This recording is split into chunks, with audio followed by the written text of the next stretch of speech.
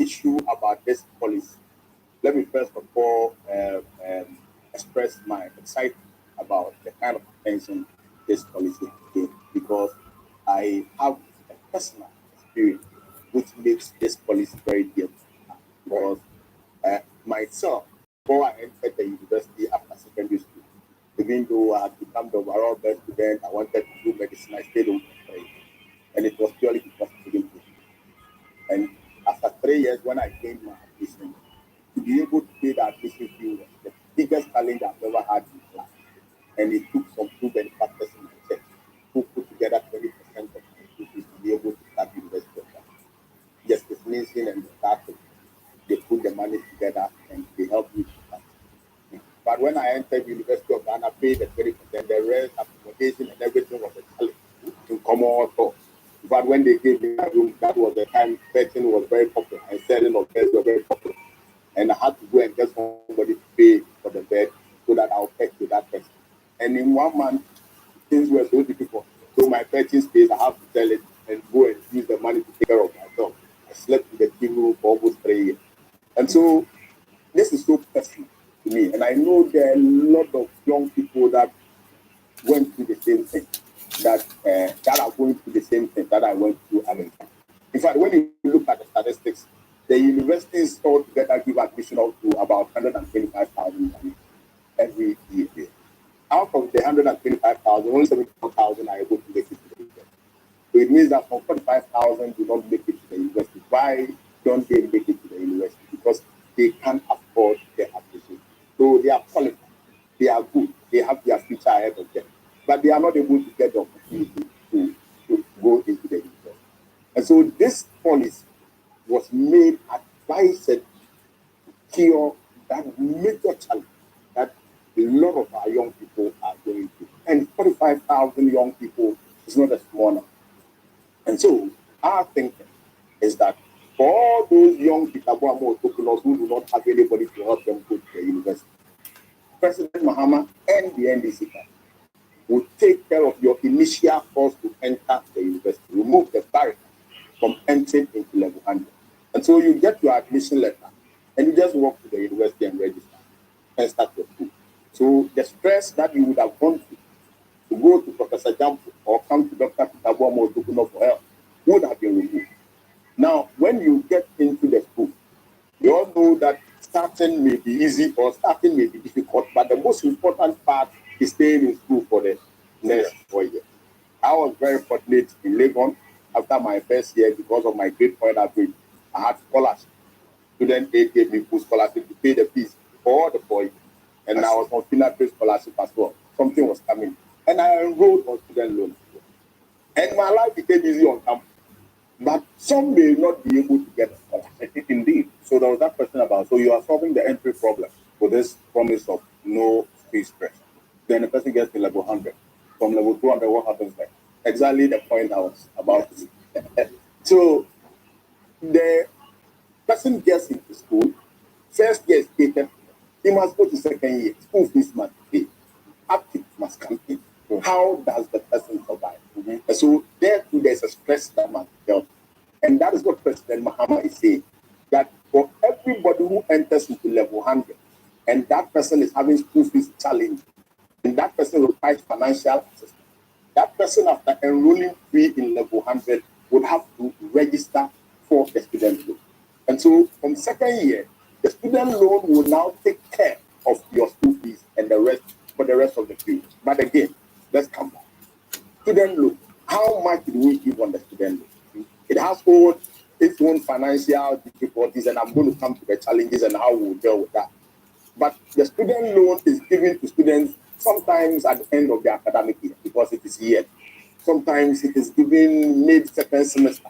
And so the students will struggle and they'll go through the difficulties of not being allowed to write exams and so on and so forth before the student loan. And so what we are saying is that we must restructure, enhance, and improve the student loan such that the amounts that we give to students on the student loan will be able to take care of the school fees, the actual school fees, and more. So that when you enroll on the student loan class, your commitment to pay school fees is made to the student loan class between the the student loan trust, and the university, such that the school fees payment will not now be the burden of the student. The university will not be chasing the student for the school fee. So far as you are a registered student loan beneficiary, those loans for the payment of the fees will be paid directly to the university, such that the student will now not bear the responsibility of having to go and collect the money and come and pay. So that means that the money is going to come in on time to the university. Exactly. Why you don't get that? No, I have more information for you. You will relax. You will get all that. But I want you to understand and follow the conversation so that you don't miss all the pieces out. Very good. And so, your school fees. Don't allow me. I digress. You have spoke for the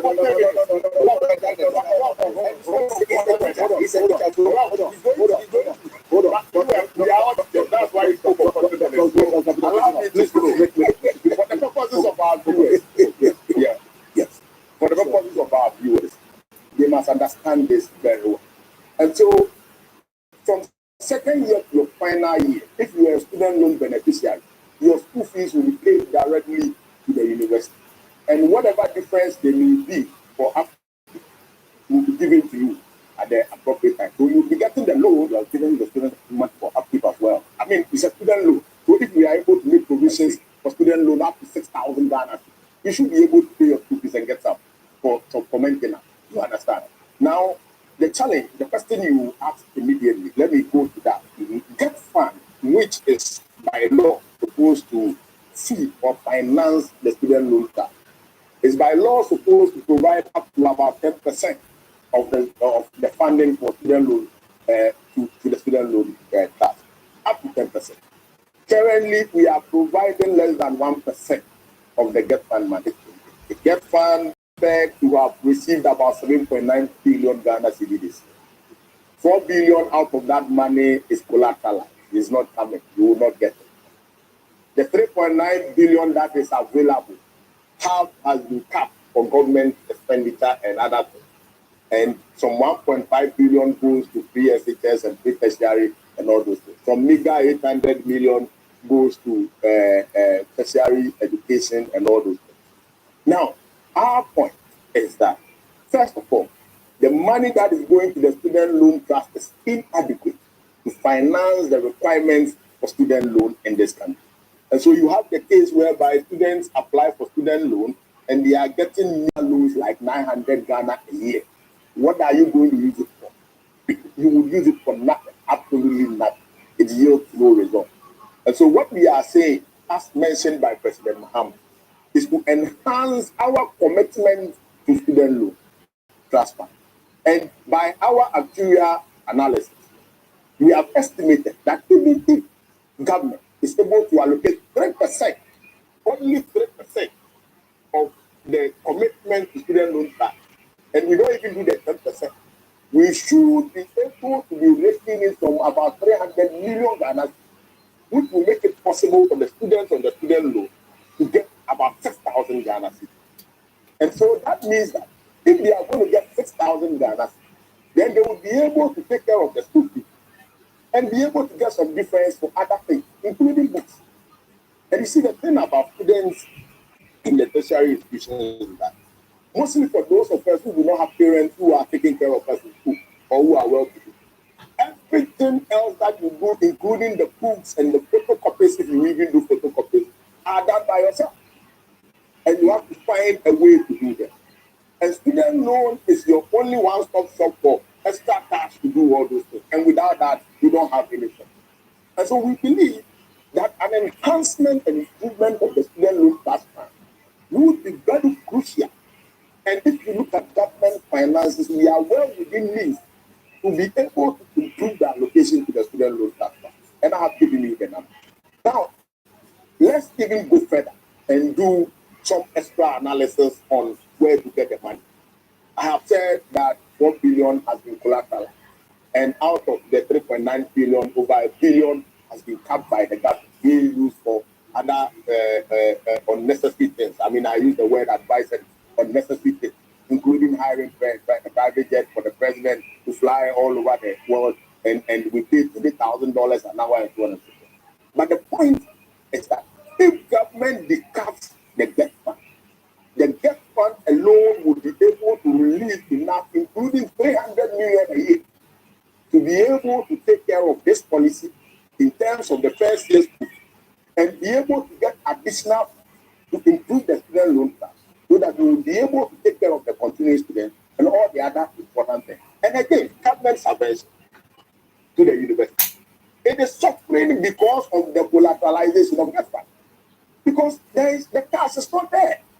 The cars are being held. You have collateralized them and you have borrowed on them and spent them on frivolous without any benefit and without any return.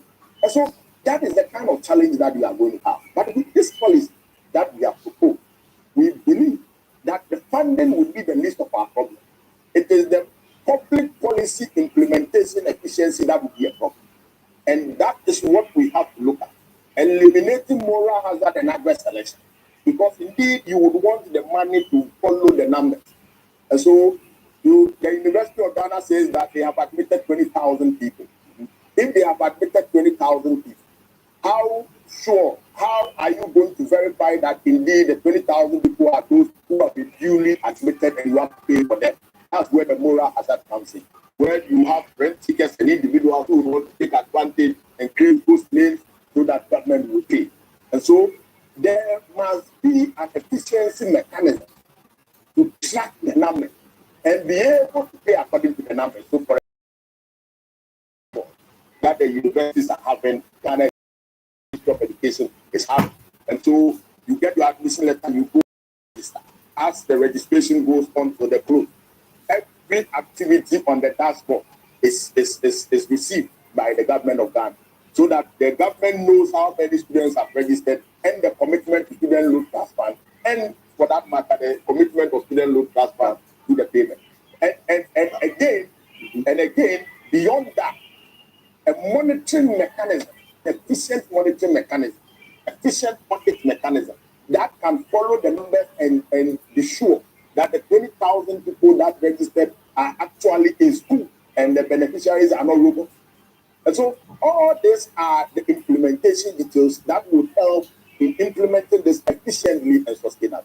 See, that means that you are not, and first of all, this is to public university or public tertiary institutions, correct? Exactly. So you are starting with public universities. Yes. Are you saying universities that include technical universities? Yes, it includes technical universities. So we have the 10. They are all universities. So they are whether technical or so there are 15 traditional universities, the public universities, and 10 technical universities. Exactly. No, they are all together. So you're going to get this caters for the entrance to all these. Yes, and the total is the 125,000. And again, which year are you using as reference? In fact, as at 2022, the 125,000 is 2022. But I've even providing further information that out of the 125,000 that we are using, 45,000 of them did not report. And out of the 45,000, there are a number who received admission from about 5 universities or 3 universities who will not attend. So you understand? So they would have to select one. And so all these numbers are conservative. But again, in public policy formulation, worst case scenario is what you have to do. Certainly. And that's why I'm asking these specific questions about the year reference and then also the projected numbers going forward, because every year you will have an increase in the admission numbers, correct? Correct. Good. Now, if you are saying this, there is that question about target. Yeah. Not everybody going to level 100 would necessarily meet this target. Because you raise the same question about targeting with the free senior high school. Exactly. Good.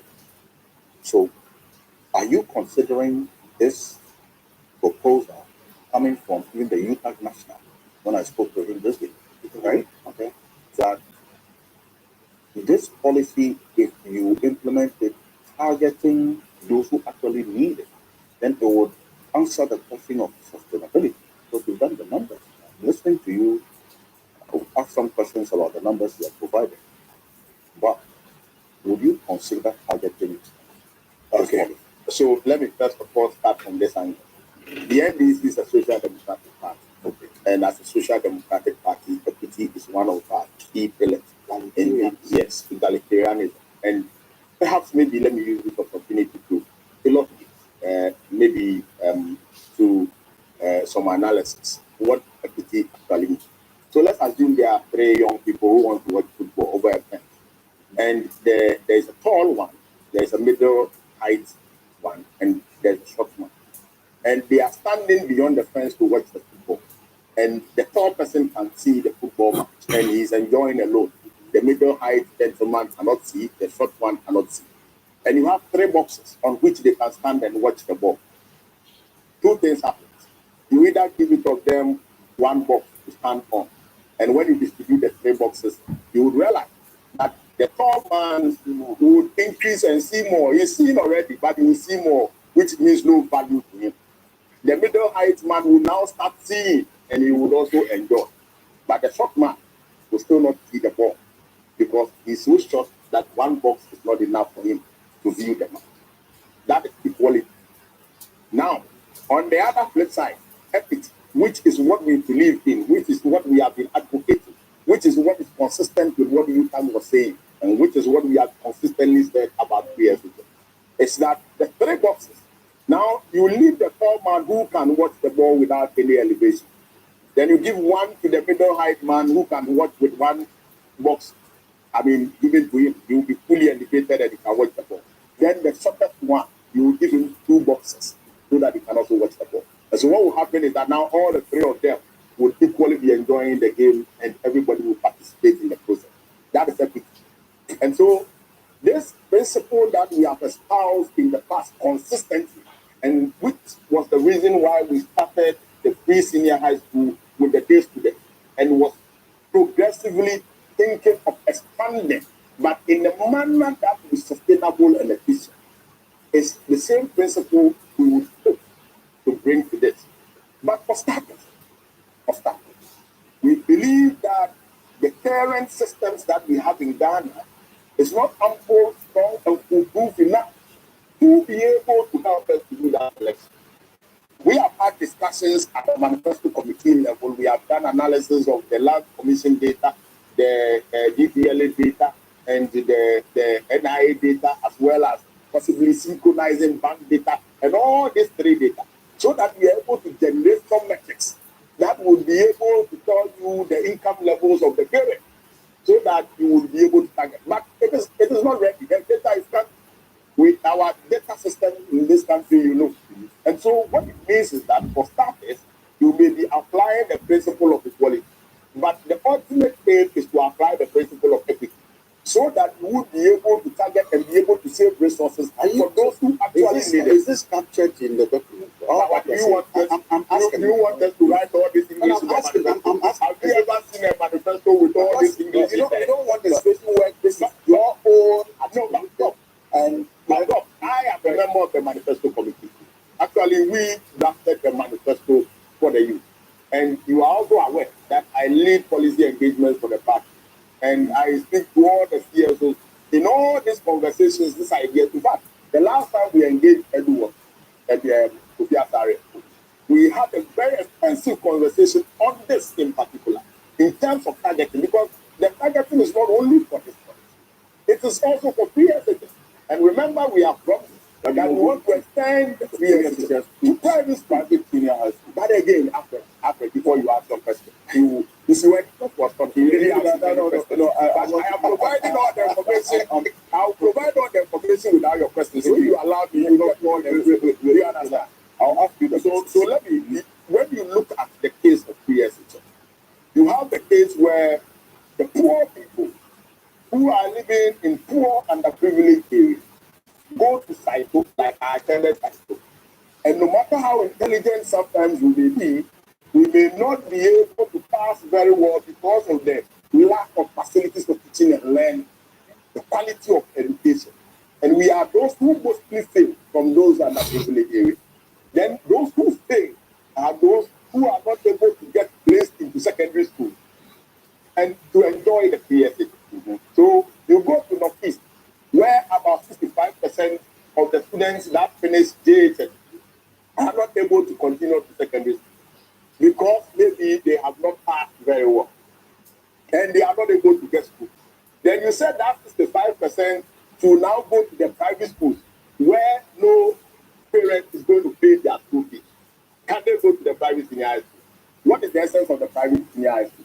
The private senior high school is providing fee-paying services for students who are not able to enroll in the ordinary private school. That's not very good. So Mumuni Damani, who has failed or didn't pass very well in JHS, now must still continue to secondary school, but he must go to the private school and he must go and pay school fees. Doesn't make sense. Now, all the private senior high schools across the country are virtually empty.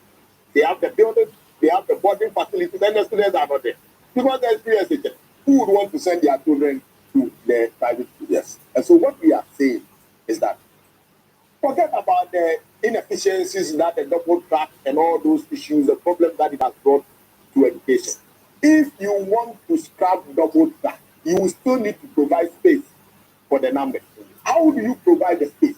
The spaces are already there idle in the private school. So are you saying? And so to efficiently do that, now you must move the pre-senior high school to the private school so that then you can distribute all the numbers, including those who are able to get aggregate 29 or 30, but still can do very well in secondary school. So, and from my mate in JHS, I attended that one through JHS.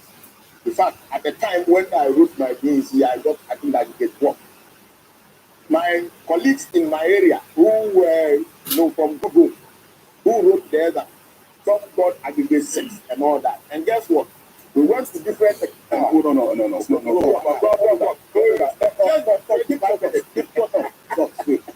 want you to bring because you are. Yeah, but then again, you see, I was hoping that we will not even go further into this, the private senior high schools, but we touched on it.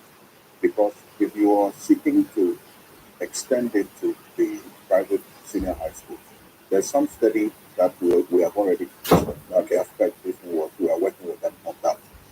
The total fees that private senior high schools pay is relatively higher. Okay, you know, as against what the is relatively higher than public senior high school. That's also going to increase the cost, as we are talking about already. Because the reason why you raise the issue about targeting at the senior high school level is because government is spending so much, and the spending efficiency has not been that effective. Now you are going to expand it to incur more for us, the people. How do you answer it? Okay, so first of all, again, let me go back. When the money follows the numbers, you never get it wrong. And so we know how much we are giving to the public senior high schools to take care of the students. And we know how much the head government is preventing for the students. And so if you are going to move the students to the private senior high schools, you can't do a differential arrangement for them in terms of cost. You have to go with the same convention. And we have engaged the private schools owners association. You are going to pay the private schools the same amount of money you are giving to the public senior high schools. Indeed. Why? Indeed.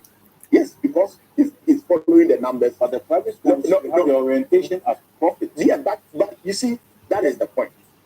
If you are doing that, it doesn't mean that the current rate that you are giving to the secondary people in the current rate is not enough. Friend. So what it means is that you will now have to negotiate the rate, take into consideration their management requirements. You understand? Right? So that then you can make the person at a rate that will be used for them in management. Are you saying